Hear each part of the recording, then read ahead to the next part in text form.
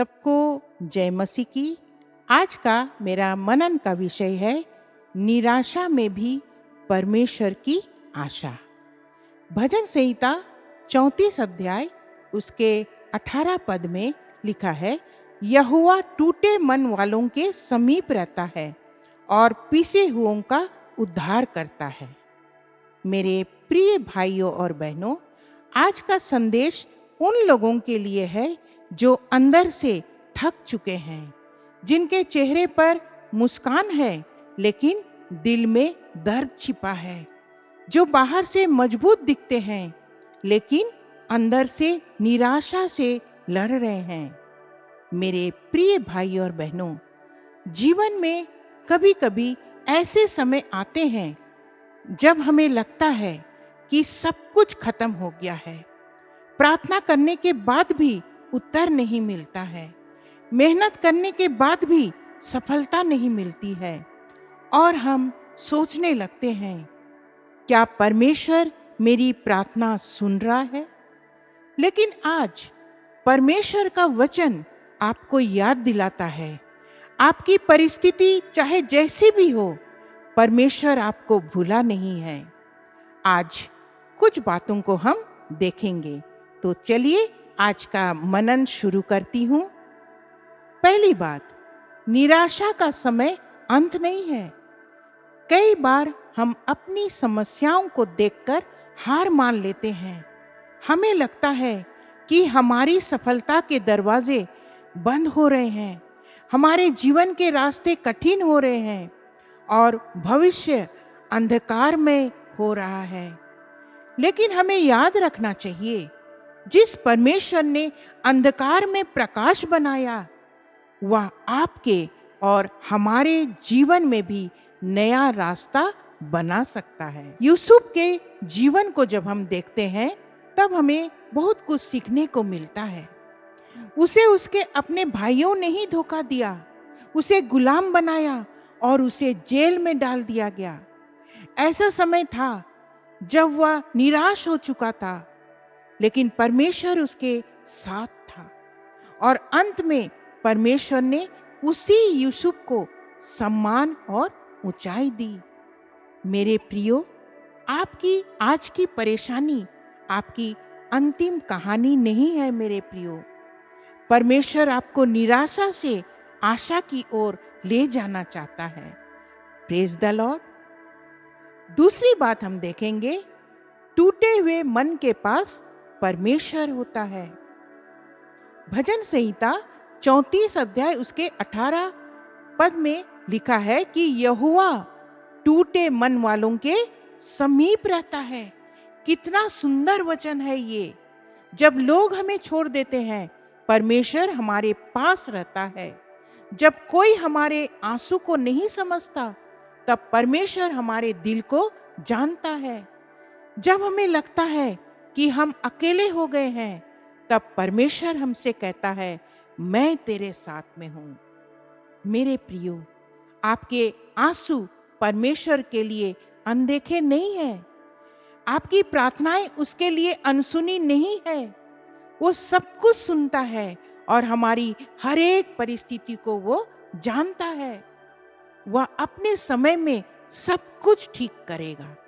Praise the Lord. तीसरी बात हम देखेंगे, निराशा के बीच परमेश्वर पर विश्वास। निराशा हमें यह विश्वास दिलाने की कोशिश करती है कि कोई उम्मीद नहीं है अब, लेकिन विश्वास हमें याद दिलाता है कि परमेश्वर अभी भी काम कर रहा है। हो सकता है आपका उत्तर अभी नहीं आया है, लेकिन इसका मतलब यह नहीं कि परमेश्वर ने आपको छोड़ दिया है। परमेश्वर कभी कभी हमारी परिस्थिति बदलने के पहले हमारे दिल को मजबूत करना चाहता है। वह हमें सिखाता है कि हमारी आशा हालत में नहीं, बल्कि उस परमेश्वर पर है। Praise the Lord. चौथी बात हम देखेंगे, एक नई आशा। मेरे प्रिय भाई और बहनों, आज अगर आप निराश हैं तो अपने आप से यह मत कहिए कि अब सब कुछ समाप्त हो गया, बल्कि ये कहिए, परमेश्वर मेरे जीवन में अभी भी कार्य कर रहा है, क्योंकि परमेश्वर टूटे हुए जीवन को फिर से बना सकता है। वह आपकी खोई हुई आशा को फिर से वापस दे सकता है। वह आपके बंद दरवाजों को फिर से खोल सकता है। Praise the Lord. यिर्मयाह 29 का 11 पद को अगर हम पढ़ें तो इसमें लिखा है, क्योंकि यहोवा की यह वाणी है कि मैं तुम्हारे लिए जो योजनाएं रखता हूं उन्हें मैं जानता हूं। वे हानि की नहीं बल्कि कुशल की योजनाएं हैं, ताकि तुम्हें भविष्य और आशा मिले। मेरे प्रिय भाइयों और बहनों, आज परमेश्वर आपको बुला रहा है कि अपनी निराशा उसके हाथों में दे दीजिए। अपने डर, अपने दर्द और अपनी चिंताओं को प्रभु के पास ले आइए, क्योंकि जो व्यक्ति परमेश्वर पर भरोसा करता है वह कठिन समय में भी आशा रख सकता है। याद रखिए, आपकी कहानी अभी खत्म नहीं हुई है। परमेश्वर अभी भी आपके जीवन में काम कर रहा है। Praise the Lord. आज इस छोटे से मनन में प्रभु ने हम सबों को सिखाया कि निराशा में भी परमेश्वर की आशा हमारे जीवन में कार्य करती है।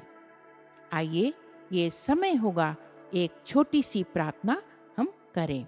अपनी अपनी आंखों को बंद करें और उसकी उपस्थिति में आ जाएं। धन्यवाद, धन्यवाद, धन्यवाद पिता परमेश्वर, राजाओं के राजा और प्रभुओं के प्रभु।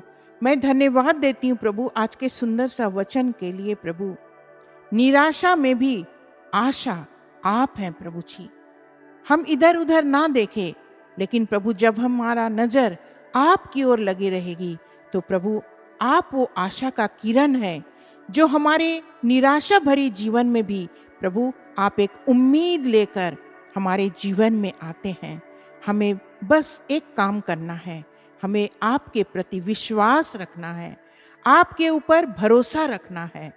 और प्रभु, आपने इस छोटे से मनन में हम सबों को बुद्धि और ज्ञान दिए, इसके लिए प्रभु मैं आपको कोटि कोटि धन्यवाद देती हूँ। पिता परमेश्वर, जितने लोग भाई बहन प्रभु इस समय आपके इस मनन को सुन रहे हैं, उनके जीवन में भी आप आशा की किरण बनकर उनके जीवन में कार्य करें। प्रभु, आपने प्रार्थना सुना, इसके लिए धन्यवाद। यीशु के नाम से मांगती हूँ, आमीन। सबको जय मसीह की। प्रभु ने हम सबों को बहुत आशीषें दी है, एक एक करके हमें सिखा रहे हैं, हमें अपने वचन से भर रहे हैं। इसके लिए हम सब मिलकर प्रभु को हमेशा धन्यवाद देते रहें। सबको जय मसीह की। धन्यवाद।